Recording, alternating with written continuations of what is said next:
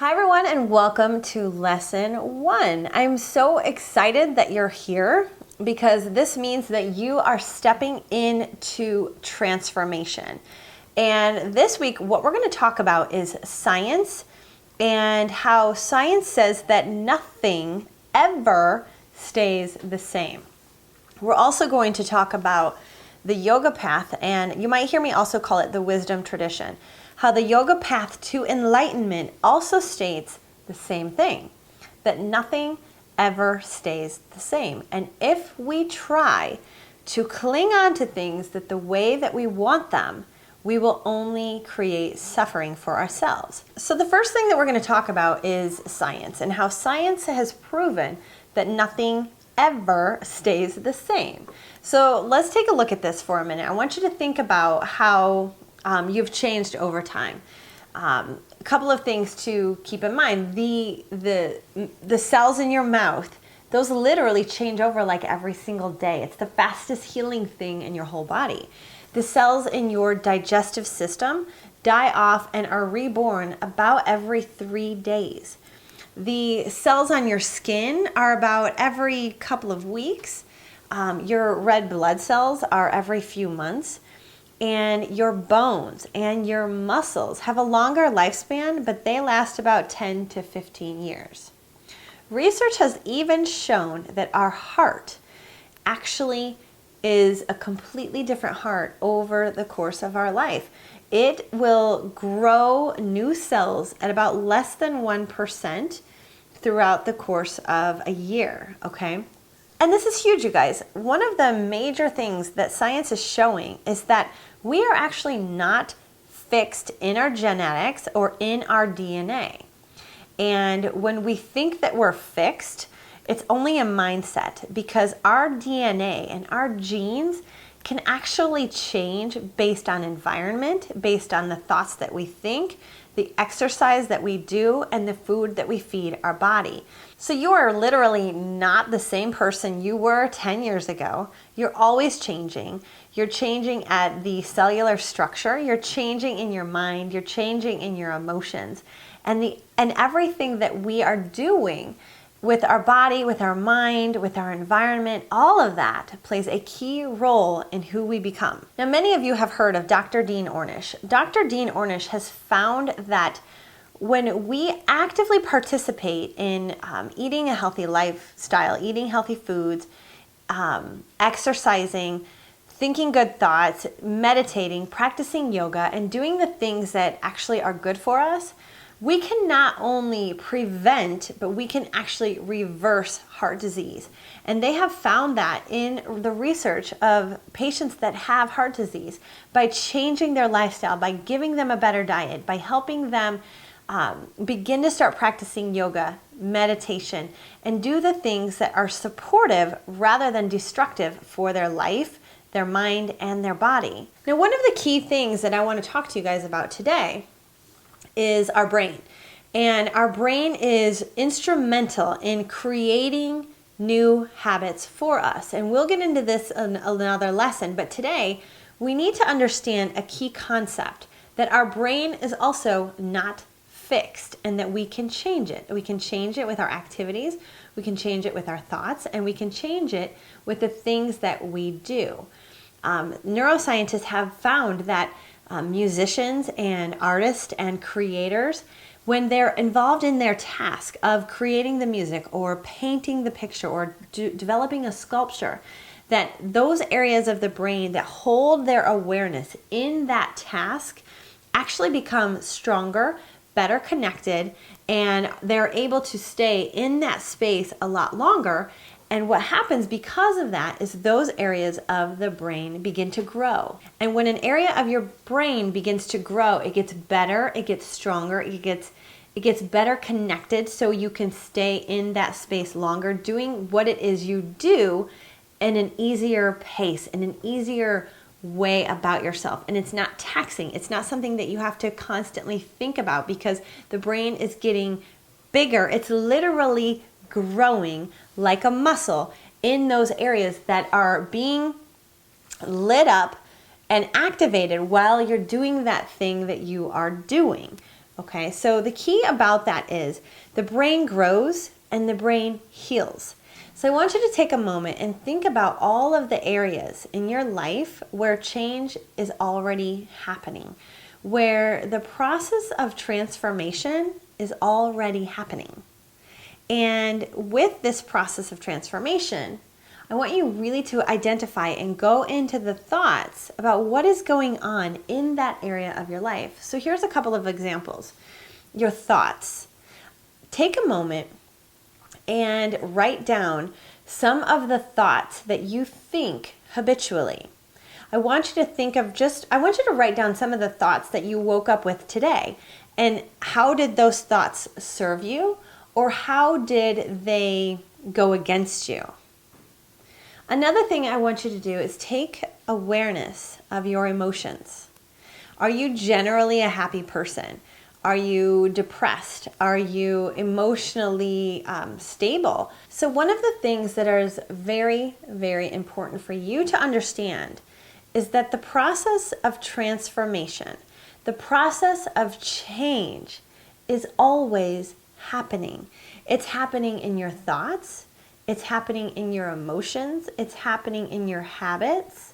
Change is happening in your relationships, at your job, in your the world that you live in your neighborhood, in your car that you drive. Change is always happening, okay? So each thing that we do and each step that we take has the power to affect change in the direction in which we want to go. So I'm going to say that again. Each thing that we do, each choice that we make on a daily basis has the power to move you into the trajectory of which you want to go. Here's an example. When I've been on a couple of cruises, when we go to sleep at night, they set the destination for a certain place that we're going to the next morning.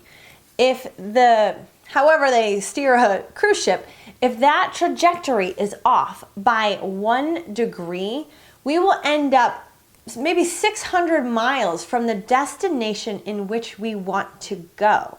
So just a 1 degree difference in your behaviors, in your daily actions, will completely put you in a new destination.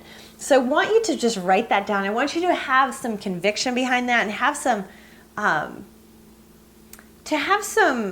confidence that you're gonna change, that this bad habit and this thing that you're doing is not gonna have you in a headlock for the rest of your life. It's just not.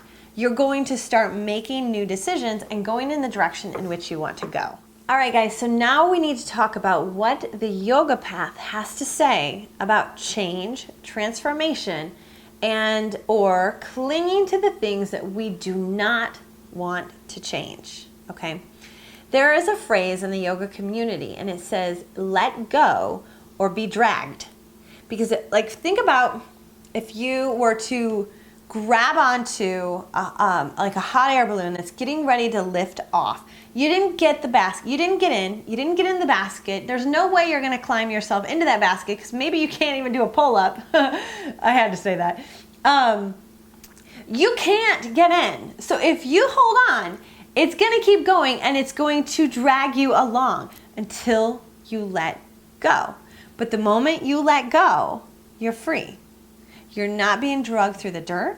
You're not getting your knees all marred up, your elbows, your face, your hair a mess. You've let go. And the yoga path teaches us that when we cling to things the way we want them to be, we're going to suffer. Because nothing is ever the same.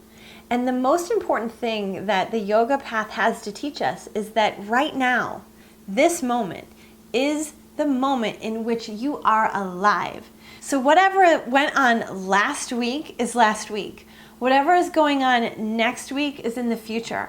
And the only thing that you have is right now.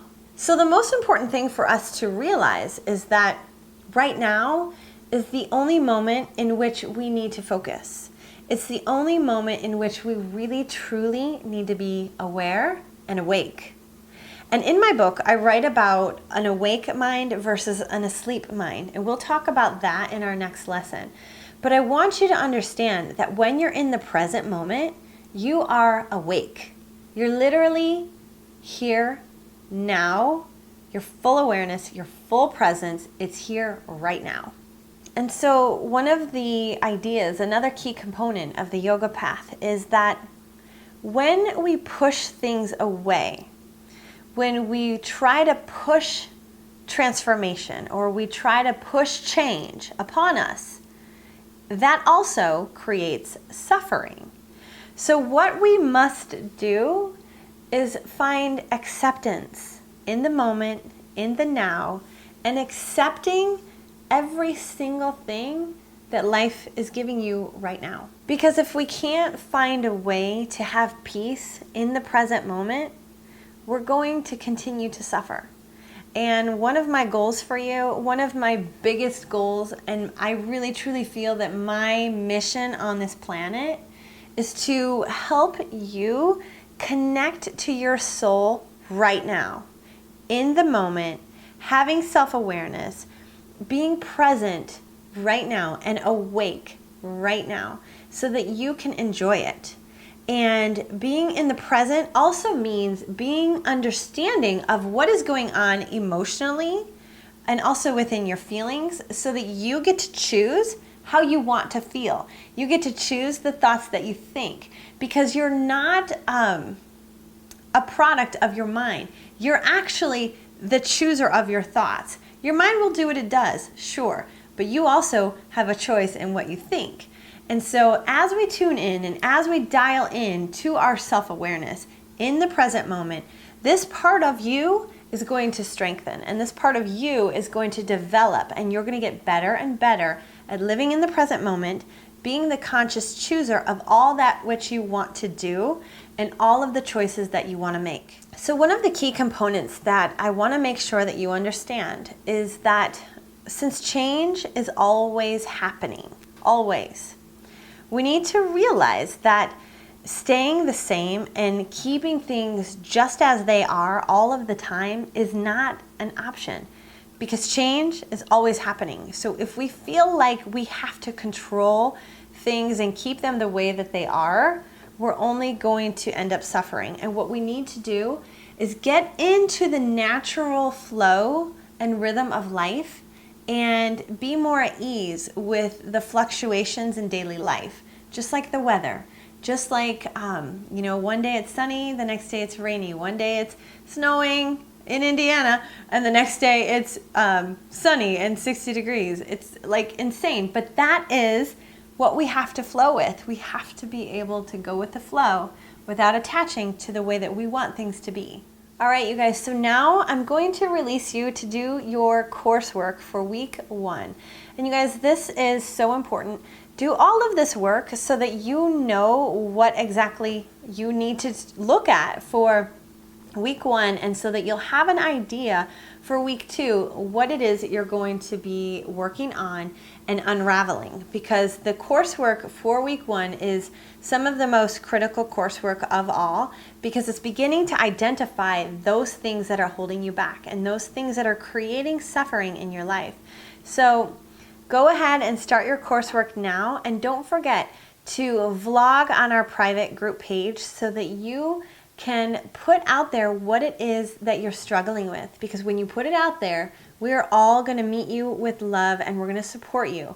But beyond that, the number one reason for you to vlog is because it's going to help you.